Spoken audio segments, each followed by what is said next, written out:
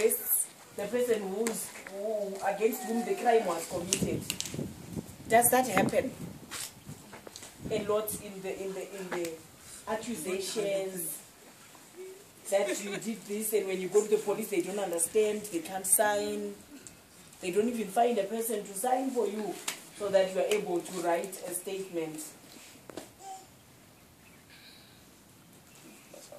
It happens that you are the person who has been, wronged, but it is you who is then incarcerated or jailed because you were not able to speak to the police officer. The police officer did not make an effort to understand the issue. It does happen. Yeah. Okay. Right. Thank you very much. Thank you very much for the excellent dramas. You are good. And so we are going to